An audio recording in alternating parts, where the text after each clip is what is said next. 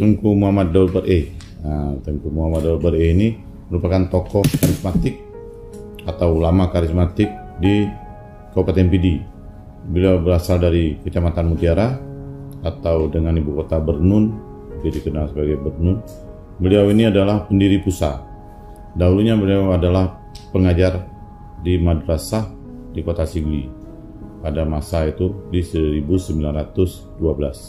Kemudian beliau bersama dengan ulama-ulama lain mendirikan Persatuan Ulama Seluruh Aceh atau PUSA. PUSA ini membina semua ulama-ulama yang ada di Aceh, dan beliau sebagai ulama sangat dikenal karena memiliki kemampuan berceramah yang berapi-api.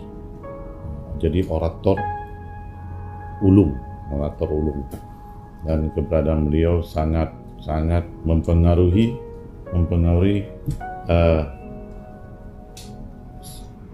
perjuangan rakyat Aceh.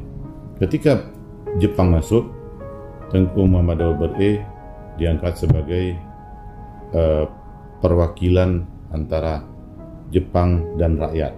Jadi sangat berguna, bermanfaat dan lain-lain. Dan ya, ketika Indonesia merdeka, Tengku Muhammad Daud Ber-E termasuk salah satu ulama yang menandatangani bahwa Aceh mendukung kemerdekaan Indonesia dan bergabung ke dalam Republik Indonesia. Pada masa perjuangan bersenjata membela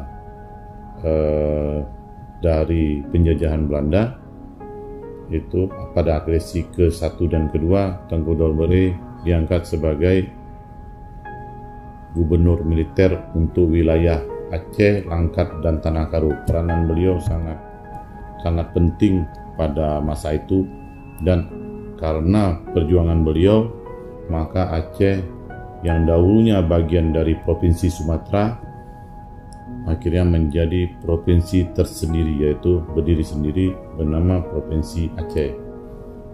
Di tahun-tahun berikutnya peranan beliau ini sangat menentukan bagi jalan tumbuh dan berkembangnya Provinsi Aceh, sehingga meninggallah beliau di tahun 1970-an karena sakit dan umur tua, dan dimakamkan di masjid yang dibangun oleh beliau, yaitu Masjid Tengku Daud Ber-E di Kecamatan Mutiara, Kota Bernun, Kabupaten Pidi.